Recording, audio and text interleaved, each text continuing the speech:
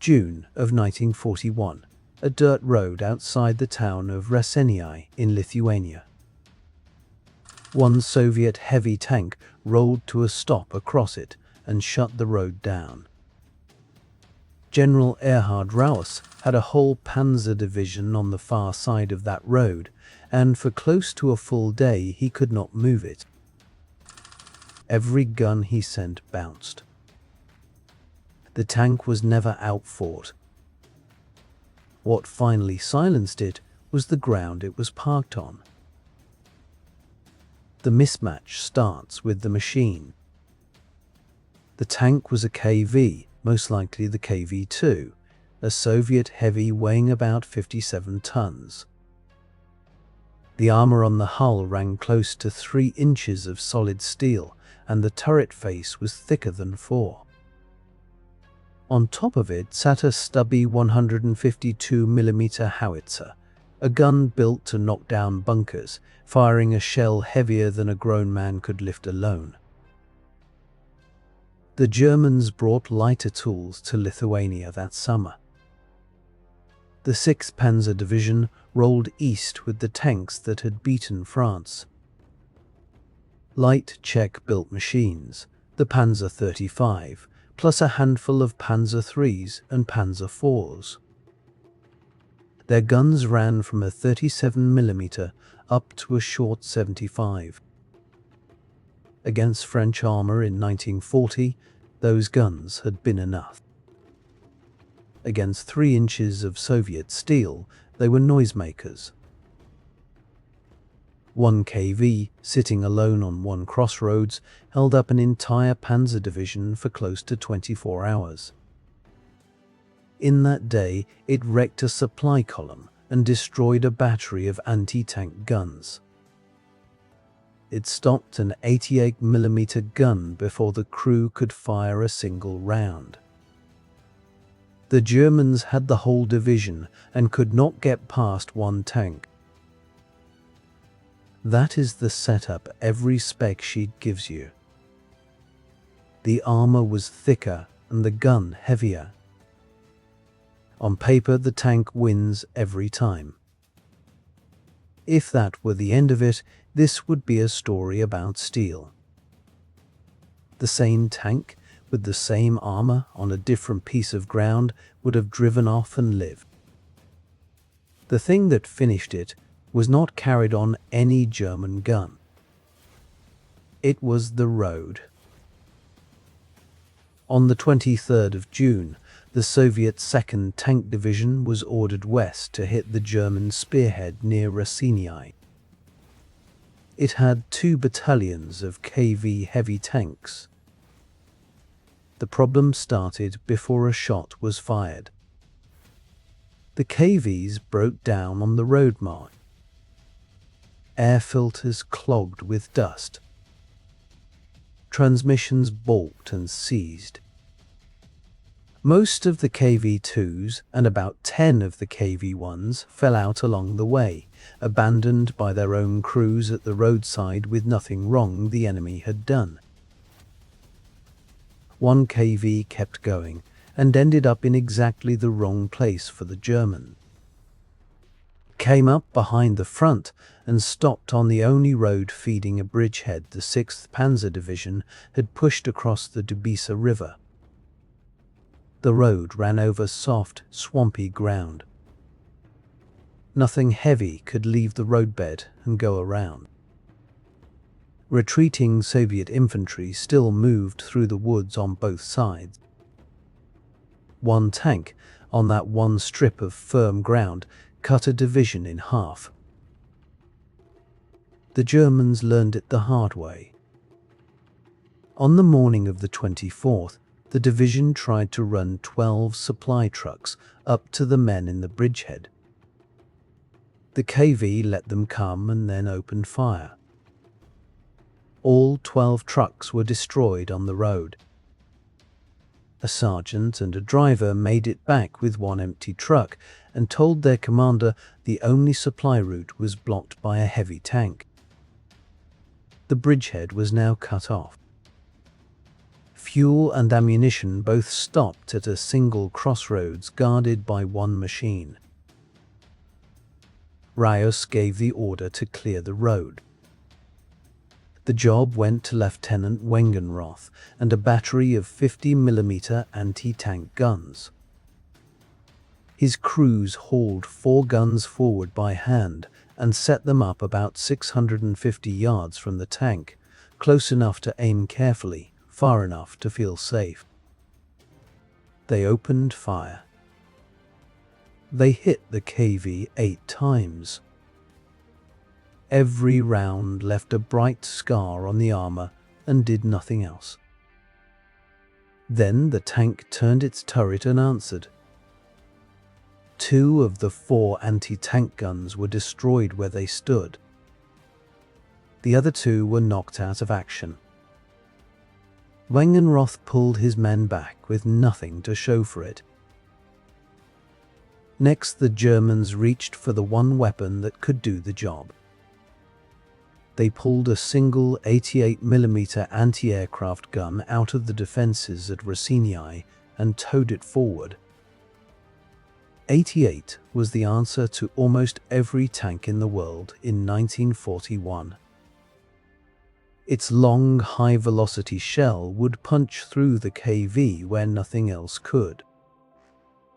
But the gun had to be dragged up, unhooked, and set on its firing platform in the open, and the tank crew watched the whole thing happen.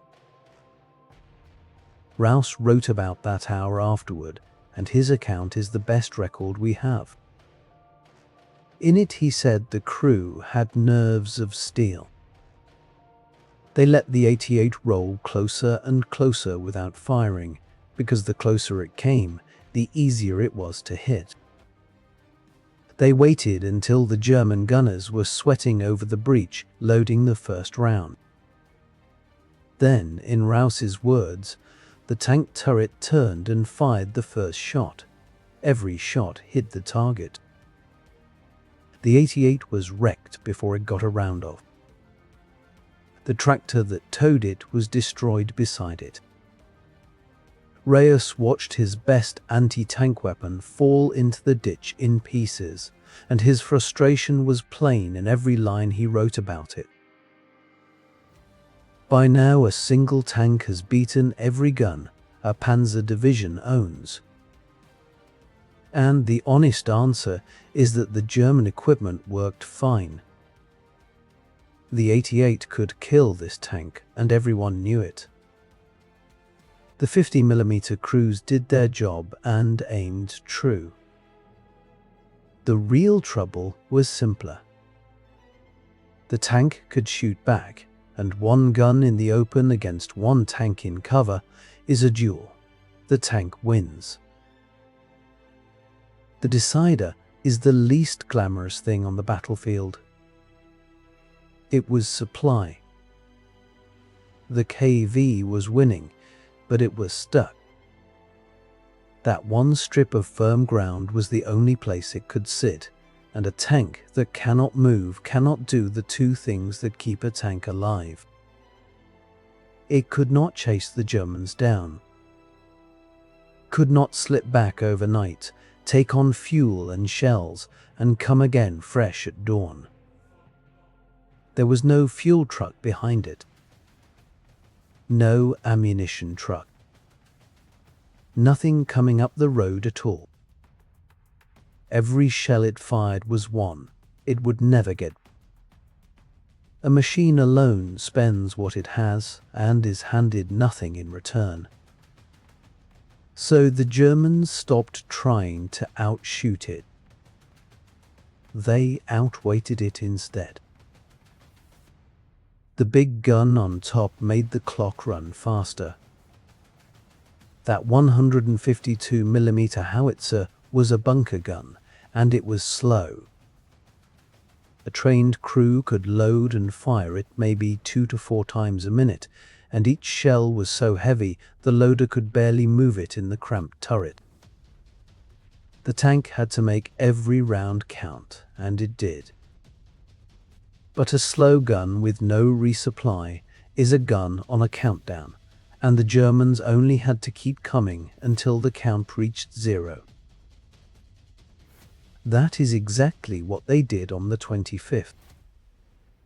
Raus stopped feeding single guns into the fight and ran one coordinated operation. He sent Panzer 35s from Panzer Battalion 65 around to the front of the KV to make noise and pull the turret their way.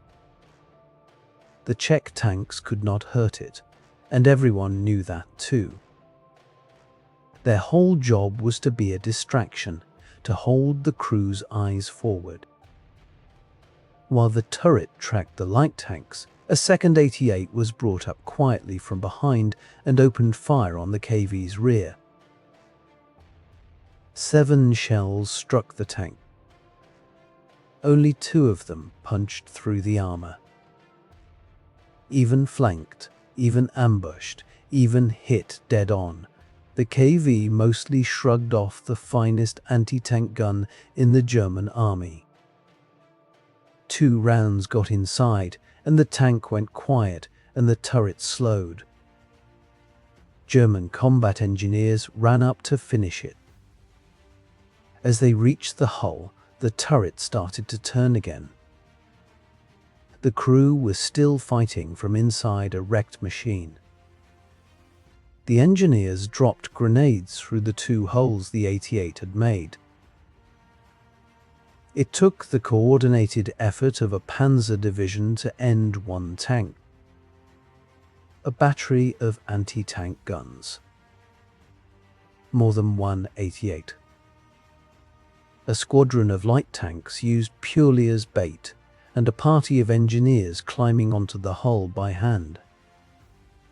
And all of it only worked because the tank could not move off that crossroads. A KV free to fall back to fresh ground and take on more shells is a KV the Germans never corner.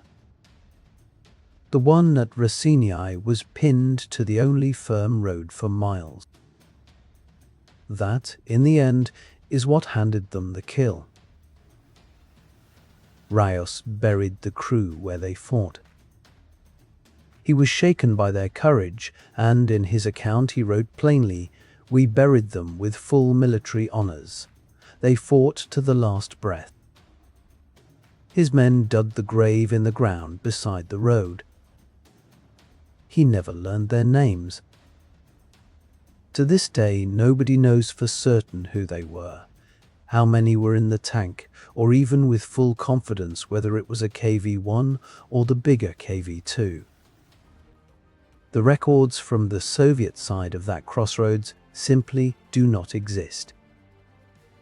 What survives is the account of the enemy who could not get past them and chose to honor them.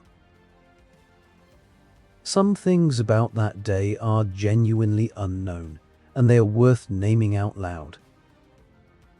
Accounts differ on what actually ran out inside that tank at the end. Some say fuel, some say the shells finally gave out, and the truth is likely both, because a tank cut off from its own supply loses everything at once. The exact model is disputed. Even the count of German trucks and guns wrecked shifts from one telling to the next. But the shape of it does not move. One heavy tank with armor no German field gun could beat held a division for a day and was beaten in the end by isolation. The infantry that might have kept the engineers off the hull was miles away. There was no better ground to move to, and no help coming to the ground it held. The lesson sits under the armor plate. A tank is only as strong as the trucks behind it. The KV at Raseiniai was the toughest thing on that battlefield by a wide margin. It lost anyway. One machine on one road, with nothing behind it, runs on a clock. The Germans did not outgun it. They outlasted it. They fixed it in place, kept it busy, and let its own empty supply lines finish the job their shells could not.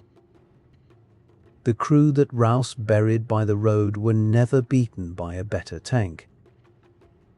They were beaten by an empty road behind them.